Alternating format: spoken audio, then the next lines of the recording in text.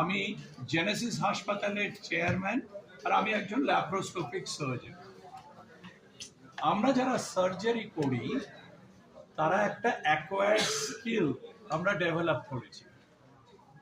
আজ অব্দি সমস্ত অ্যাকোয়ার্ড স্কিলে কিছু না কিছু ছন্দভঙ্গ হতে পারে। ভীমসেন যোশী যদি ভৈরব শুরু করে, উনি কোনোদিন বলতে পারবেন না যে আমি সারা জীবন কোনোদিনও একটা কিছু ভুল হবে না। বা কেউ যদি কথক নাচতে শুরু করে, তার একটা স্টেপ মিস হতে পারে। আমি বলছি না যে আজ আমি বাকি 10 বছর যত অপারেশন করব কারোর কোনোদিনও কোনো প্রবলেম কিছু হবে না, সেটা তো হতে পারে।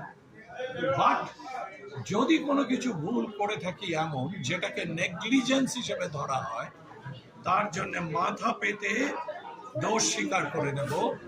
মেডিকেল কাউন্সিল যে ভার্ডিক্ট দেবেন সেটা মেনে নেব, জুডিশিয়ারি যে জিনিস বলবেন সেটা মেনে নেব, কিন্তু আমারও তো কিছু বলার অধিকার থাকা উচিত। আজকে কোনো প্রশ্ন আমাকে না করে যদি একটি চ্যানেল বলতে থাকে যে জেনেসিস বন্ধ হয়ে গেছে, জেনেসিসের লাইসেন্স ক্যান্সেল হয়ে গেছে, সেটা কি সত্যি ওনারা কেউ দেখার চেষ্টা করেছে? আপনারা, আমি আপনাদের সামনে বসে আছি, তাহলে যিনি আমার এগেনস্টে কেস করেছেন তিনি আমার সাথে বসুন। যে চ্যানেল আমার এগেনস্টে বলেছে তার সঙ্গে লাইভ হোক না, আপনারা ক্যামেরা নিয়ে বসুন, আমরা সামনাসামনি কথা বলি। আপনাদের যদি কোনো প্রশ্ন থাকে তাহলে আমি তার উত্তর দেব।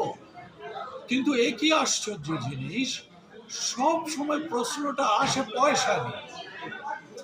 যেহেতু আজকে একটি লোককে বলা হয়েছে যে এই অপারেশনের এই খরচ হবে, তার সমস্ত ক্ষেত্রে 99, একটু যদি আপনারা একটু যদি আস্তে কথা বলেন মাইকে।